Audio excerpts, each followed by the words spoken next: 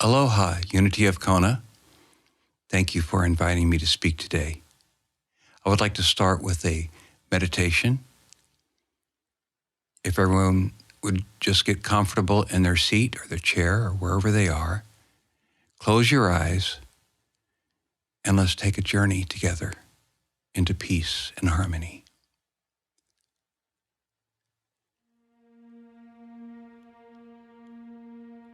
As we relax and close our eyes and let the thoughts of today leave our mind, we sink into the relaxing, comforting place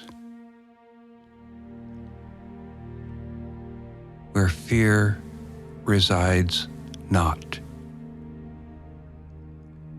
where total peace fills our every whim.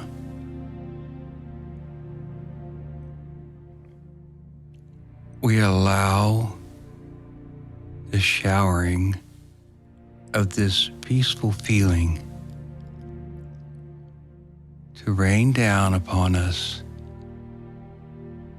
like a warm shower. Feel it as if you're standing underneath the shower head. Warm water flows from the top of your head down to the side of your face, over your shoulders,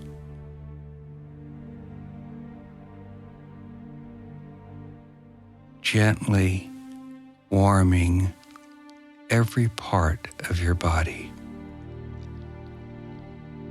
As it travels now down further, past your arms, your hands, your chest, your abdomen. Feel the warmth, feel the peace gently trickle across every pore of your body.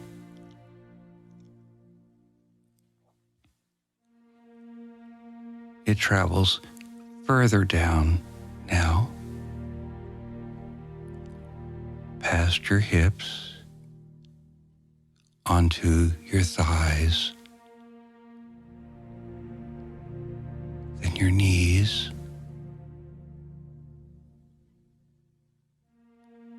down to the very bottom of your ankles, feet, toes. Such a warm, warm feeling.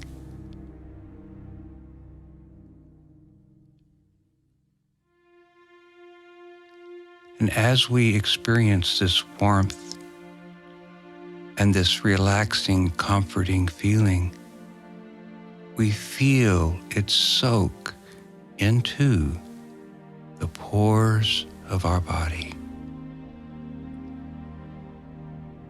We feel it enriching every corner of our existence is filled with this radiant, beautiful peace.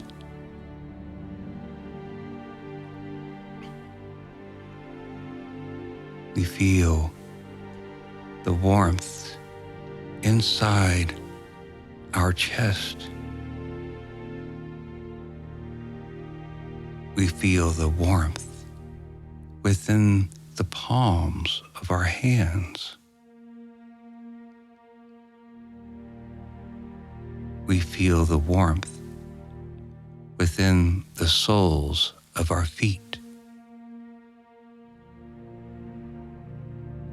And we call forth more peace through the top of our head.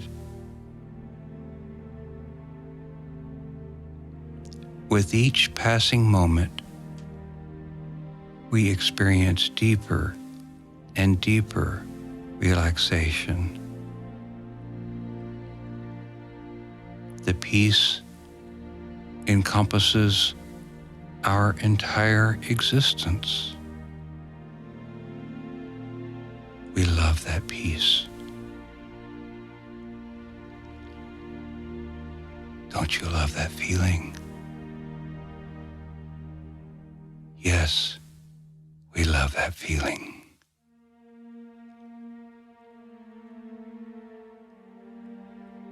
We give thanks for the peace in our lives.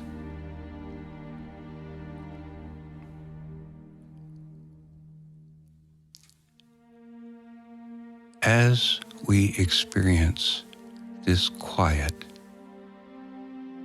and this wonderful sensation,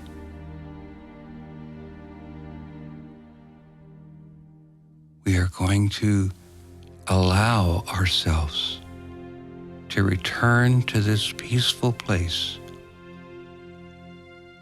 at any time of our choosing. Peace is not limited to right now, in this place, during this meditation. Peace can be experienced at any time. Remember this now.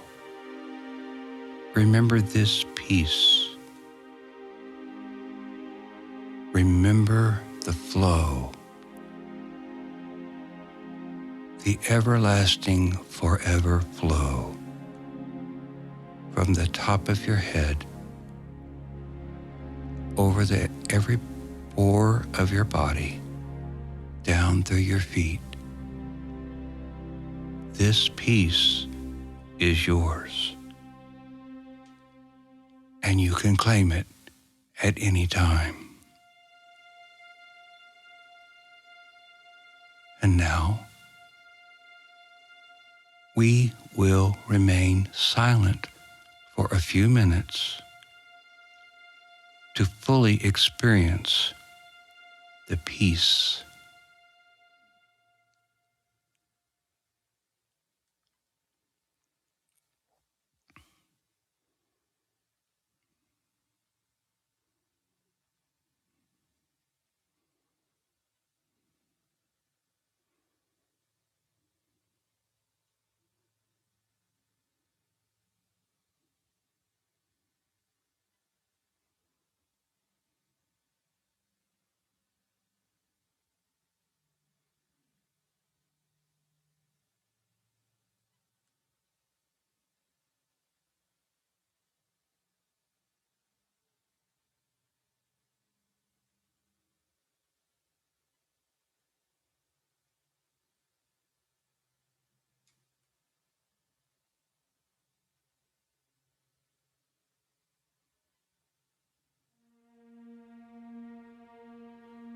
We give thanks for this peace. As you slowly return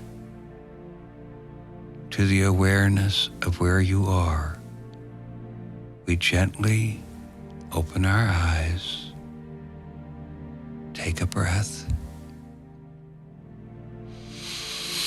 stretch out,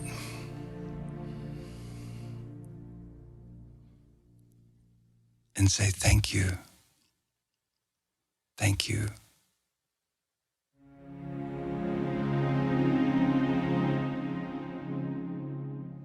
Hi there. Welcome to my studio. We're going to take a little trip together. So join me as we explore the inner workings of our mind.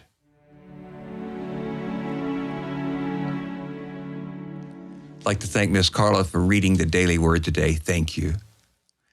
I found this quote today on Facebook by Emily McDowell. It says, "Finding yourself is not really how it works. You aren't a $10 bill in last year's winter's coat pocket. You are also not lost. Your true self is right there, buried under cultural conditioning. and we're going to talk about that today. Other people's opinions and inaccurate conclusions you drew of yourself as a kid that became your beliefs about who you are. We're going to deal with that directly today. Finding yourself is actually returning to yourself, an unlearning, an excavation, a remembering who you were before the world got its hands on you. Thank you, Emily. Before I get started, I want to say, aloha! Always wanted to say that. I'm a kid with toys. I'm sorry. I have to play. The subject of today's talk is viewing the world with different eyes. Well, before we could do that, we had to find out how the eyes work and how our vision works. So we're going to dive a little deeper into that and find out exactly what I mean by that. But I guess the first question to answer is, why is this important? Well, many of us have stress, and we want to reduce the amount of stress in our lives. Well, why do we want to do that? Well, because through studies, actually there was a study done at Yale University that stress limits our lifespan. And it says a stressful lifestyle can affect our health at the DNA level. We all have a biological clock. Mine's ticking, yours ticking, we're all ticking. Many factors affect this clock. Research indicates that chronic stress shortens our lifespan. So it's in our best interest to reduce as much stress in our lives as we can. And stress comes from conflicts, situations, life events, things when we least expect it, we get upset about things. So today we're going to look at ways to be able to deal with the stress, how to look at the world differently, so that what you see doesn't trigger a response that increases your stress. And believe it or not, it may be a surprise to you, but we are in control of how much stress is in our lives. It's not outside of us, it's us that is in charge. And we're going to talk about that and how that's true today. So when do we need these skills? Well, you would think that you would need them 24/7, and you would be right. But a lot of people, when they go to church and they attend seminars or they deal with these kind of things, they work on the situation right then and there, and then when they go back into the world, they forget about what they're doing and they don't apply what they learned. So we don't need these skills just here in church, and we don't need it when we're only feeling comfortable. We need these when things have hit the fan, so to speak. We need to remember how to deal with our stress levels right in the middle of the hardest conflicts we can experience. That's when we need to remember these things. All of this work is internal. It has nothing to do with the people you're around. It has nothing to do with the situation in the world. It has absolutely everything to do with what's going on internally in your thinking process at the time you're experiencing these events. In order to do this, it's going to take courage, though. We're going to take steps into areas of our lives where most people don't want to go. They're afraid to go there. It's like, I don't want to think about that stuff. And they'd rather just go on their merry way and watch television or listen, whatever, be happy about their lives. And there's nothing wrong with that, except that in order to reduce the amount of stress, there is work that has to be done. It has to be done internally with each of us. So let's look at some of the steps of how vision works, because this all relates to our stress levels. So I'm going to take this in a few different steps, and we'll cover them fairly detailed, but hopefully it'll be fun. Now, vision is not limited to your eyes. Vision is actually everything that your senses take in that you coagulate into that is a description of an event. So all five of our senses, our eyes, which take in reflections of light, our ears, which takes in reflections of sound, sonic vibrations, our nose and tongue, which just are, it's chemical reactions to things, and our skin, which reacts to physical environments. Those are sensations. There's no emotion tied to them, but we tie emotion to those things.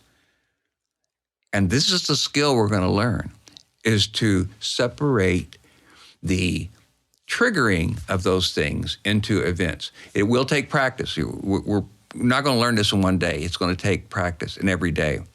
Many people believe that the brain does the thinking, and really it doesn't. The brain is more like a central processing unit, more like a point where all the signals from all the different senses come together and they hook into the brain.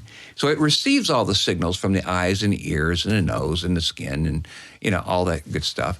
And it also handles our automatic bodily function. Our brain does. I mean, it's a very important tool or organ.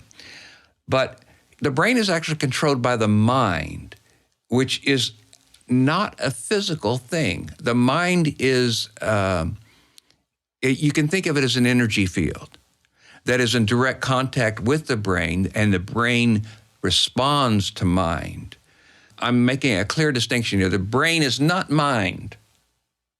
The mind controls the brain. And many people make the mistake if they think that, well, I must be the mind then. I am that thing that's the mind. I am the all-controlling mind. Actually, you're a lot more than that. You are that which controls the mind. You are what I refer to as the chooser. The second step is to remember how our brain works. So the brain is a tool. It's not something that's in control of you. It's something that you control. And its primary function is to filter out things for you and do things for you. Now, filter out things that are not important and do things automatically for you. So you don't have to think about them. It takes some events and it classifies them as noise and just puts them back over here and for later retrieval if we need them. But it's really just an organ or a tool that sits there and waits for commands from mind. And remember, we're in control of mind. We are the chooser. We control mind. We may be focusing on school, our relationships, our work, or what we have for lunch, or what we're going to have for supper. So the brain is filtering for us. Remember, the brain is a filter tool. It is the filter. It's filtering things for us. It's taking care of our automatic bodily functions. It's actually moving our legs for us. We don't have to decide which leg goes first or whatever. It's all done for us. So we can focus on other things. But it constantly awaits for commands from mind on what to do.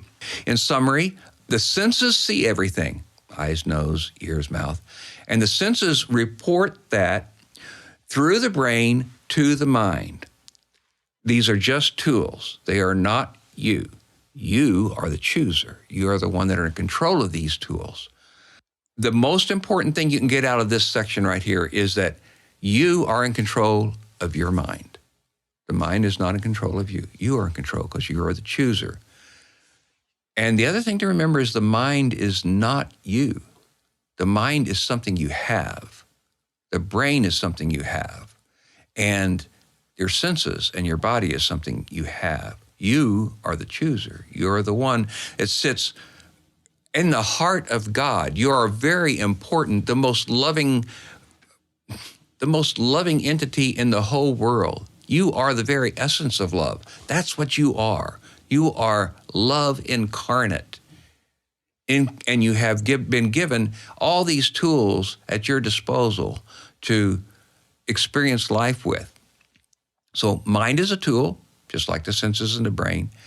But this may be the most misunderstood thing humans go through, is they think that they are the result of the things that happen to them. But I'm going to prove to you today it's not true. You are the chooser, and you decide.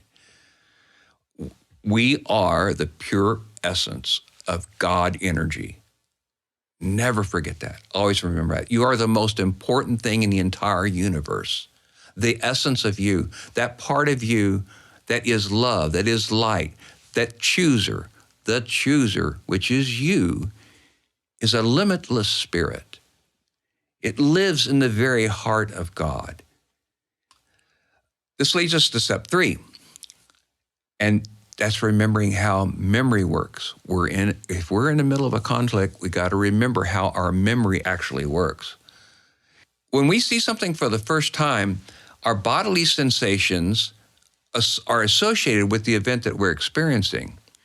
And these senses act as an anchor or an index to the event. Now, what is an anchor? Anchoring comes from neuro-linguistic programming, and it's sort of a bookmark into the psychological state that we have or feeling. How many people have actually dealt with Alzheimer's patients, or friends or relatives that have Alzheimer's? I have a very good friend, probably my closest friend, who now has Alzheimer's.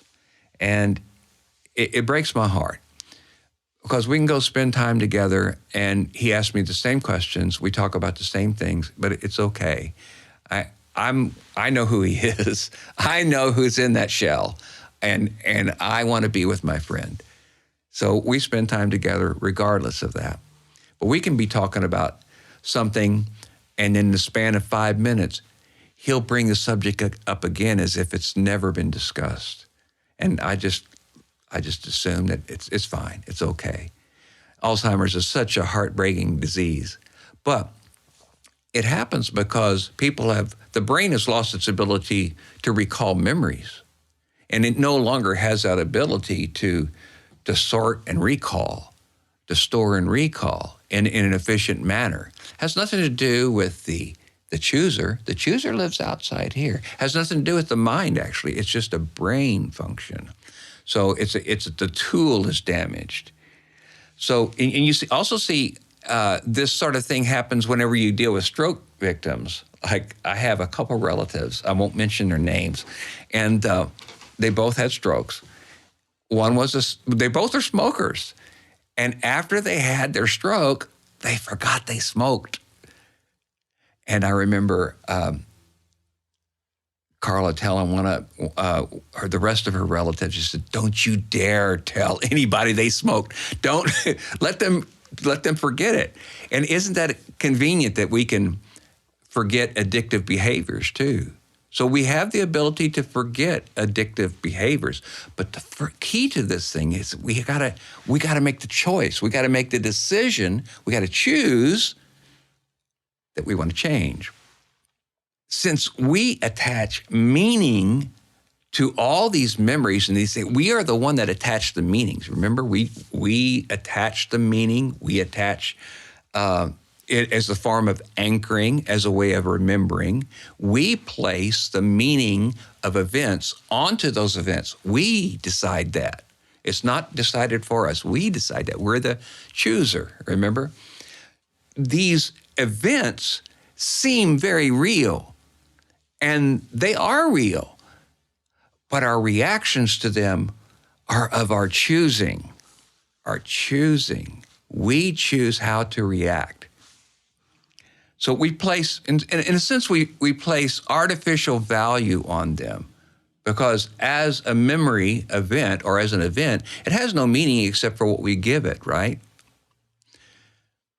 To view the world differently, we must release our attachment to the memories we have because we experience conflict because of past events and past judgments we've made either on ourselves or someone else, right? So we're going to have to look deep in ourselves for those judgments we've made and those things that we may be wrong about. And if we think about it, since we've placed the meaning on all of our memories, every one of them, since we are the chooser of the meaning, we could have chosen incorrectly. Isn't it possible we could have chosen the wrong thing? Isn't it possible that we could believe something to be completely true and then find out later it's not true? In other words, just because we believe something to be true does not make it true. It may be true for us, but it doesn't make it true in the grand sense of things. So in that sense, truth is a constant, but our opinions about truth and our judgment about truth and our thoughts about it can change. A friend of mine said that truth is a constant. It shines like the sun on everyone, liars and oracles. It doesn't matter if we know about truth or not. It just exists, right? We can be ignorant of the truth. We can ignore the truth. And we can believe something about something that is maybe true or not. So our beliefs have nothing to do with truth. Well, why are we spending so much time on beliefs? I want to share this concept that you may have beliefs about yourself that are simply not true. In fact, I know all of us do. All of us have beliefs about ourselves that are not true. And we've placed these beliefs on ourselves because of events and things that have happened in our past. And unfortunately, our beliefs about ourselves affects how we react in every situation, including the conflicts, including those times when we are triggered. Because our beliefs is actually what causes us to be triggered. We believe our false beliefs about ourselves, and because we believe that, and somebody else is providing us with the opportunity to prove that we are right,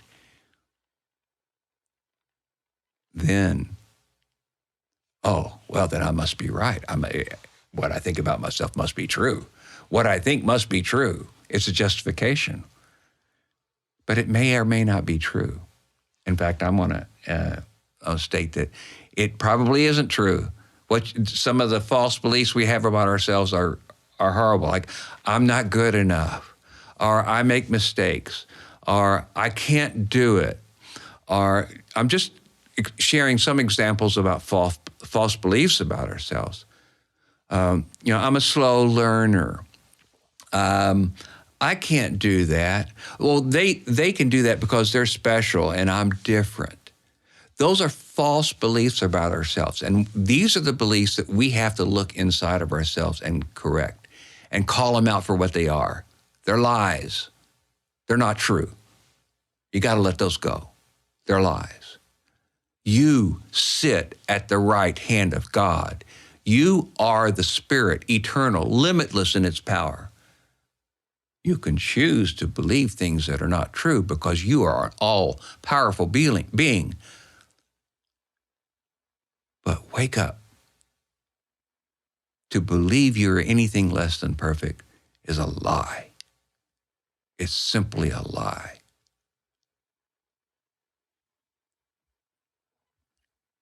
Remember, just because we believe something doesn't make it true.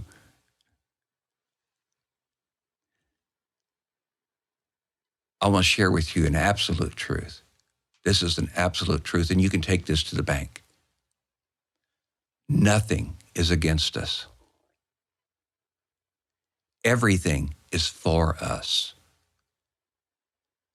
Everything is for our greatest good. Absolutely everything. There's no exceptions. Our beliefs do not change these facts, but our beliefs can deny us the experience of them. So we must change our beliefs. We must go inside and look at the false beliefs we have for ourselves. So let me recap. Our senses produce signals. Our brain receives those signals. The mind responds to our will, the chooser. We are the chooser. We control mind via our will. And most importantly, we attach meaning to the entire process. We make the meaning up for ourselves. We are the chooser. We choose the meaning we will have. We form beliefs based on the meaning we give to the events in our lives. This is done mostly subconsciously and automatically, which is why we need to sit quietly, go inside, and find out what our false beliefs are.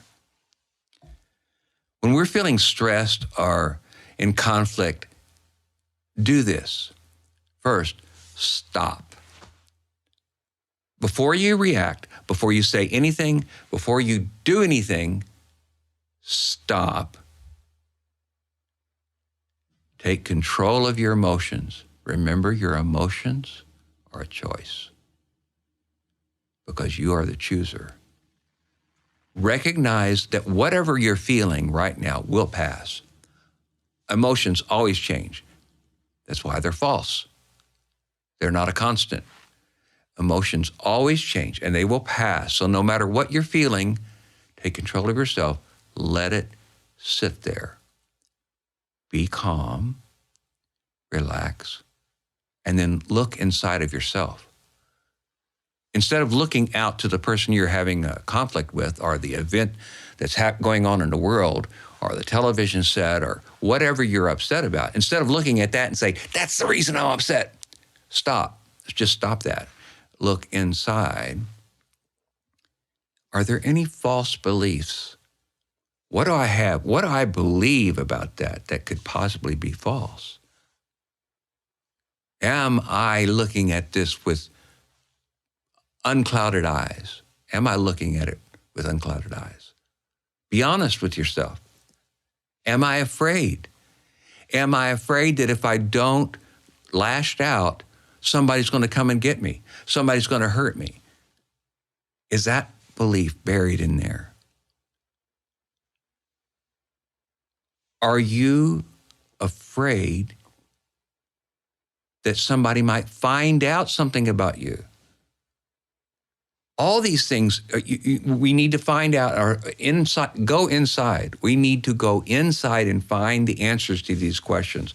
You have to be totally honest with yourself, and you have to look at it with the biggest courage you could ever muster up, because this takes a lot of courage. It takes a lot of courage to look at your deepest, darkest secrets, your biggest fears.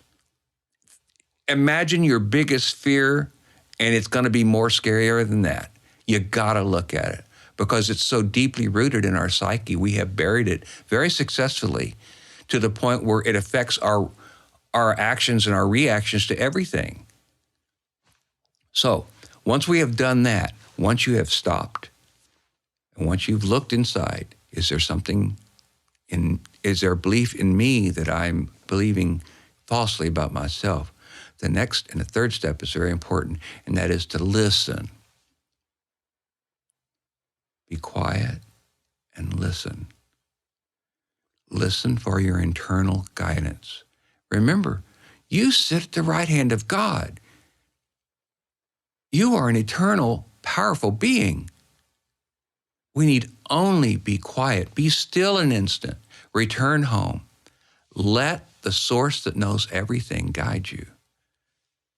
Listen for the truth, for the situation. Recognize it. Know that the truth never attacks. It never attacks. It's always loving, forgiving, and accepting. Be courageous. Don't listen to the fear. And if fear comes up, recognize the fear will pass. It's just an emotion. It will change. It will go. And then if you have any judgments about anyone or anything or the situation, let them go. Let the judgments go. Whether or not you have the judgments for them or yourself or the world events, whatever they are, just let those go. The final step in this whole process is to give thanks. It sounds so ridiculous to say this sometimes to some people, but it's absolutely true. You must thank the person you are in conflict with. Once you have let it go, once you have forgiven, once you have released, once the emotions have passed, once everything is gone, the final step is to thank the person you're in conflict with, because without their contribution, you would not have taken the time to find out what it was inside that you were believing that was false. The person you are in conflict with, or the situation, or the world, or whatever you're upset about, has provided you with the opportunity to grow past your false beliefs. It's provided you with an opportunity to correct an incorrect decision you made, about yourself. Never attack the person you're in conflict with. Be grateful for their presence. Be gentle with yourself. This is going to take time. It's a process. But trust the process. It will work. There will come a time when you understand that the false beliefs that you believed about yourself will be all let go. And no matter what happens in your life, you can be in the middle of the greatest conflict the world has ever experienced, and you will look at it peacefully, lovingly, and grateful. In essence, you will see the truth. And what is the truth? Nothing is against you, and everything is for you. Thank you very much.